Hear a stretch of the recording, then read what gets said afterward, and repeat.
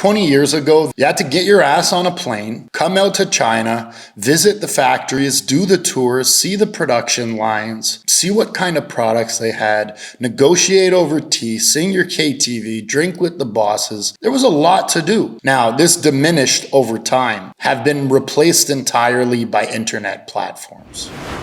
When I first moved to China, I met a guy who was flashing money, buying bottles in the clubs, friends everywhere, nice cars. And I talked to him, I said, "How did you become a millionaire?"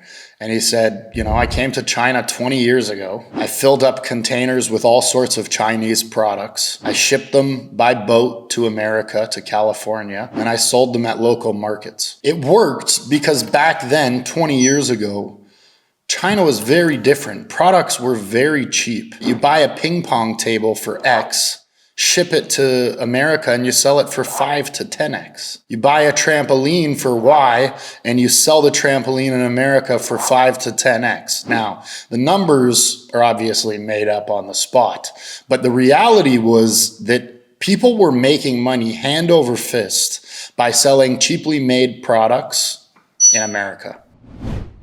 Stuff was cheap, but there's another piece to this puzzle, which is that back then, accessibility to China was almost unheard of. Back then, it was unheard of. Today, you can't do that for two reasons. Number one, price. The cost of living in China, up. Wages, up. Cost of raw materials and processing those raw materials, up. Everything in China is more expensive, period. Number two is accessibility. Simply put, 20 years ago, there was no Alibaba. There was no online platform that allowed you to scour through all of these factories' wares. It just wasn't possible. You had to get your ass on a plane, come out to China, visit the factories, do the tours, see the production lines, see what kind of products they had, negotiate over tea, sing your KTV, drink with the bosses. There was a lot to do, and that was completely erased by Alibaba over the last 2 decades. There's a lot more there, obviously, but those are the two main reasons that in the early 2000s, people were making so much money simply by exporting products to their country and selling them. Now, this diminished over time. Well pre-COVID, factories started to learn what people were doing. They started selling their products direct. They started hosting their products on Alibaba pages and selling via just the internet. Factories started building their own brands. As costs and salaries raised, so did the quality of the goods that China was producing, which allowed a lot of these Chinese factories to start creating their own brands. Now, all of this is pre-COVID. COVID was just the final nail in the coffin. So the demand for purchasing agents and sourcing agents that are just going to help you find your basic necessities is down. There's just not that much demand for that type of work because of how China's developed.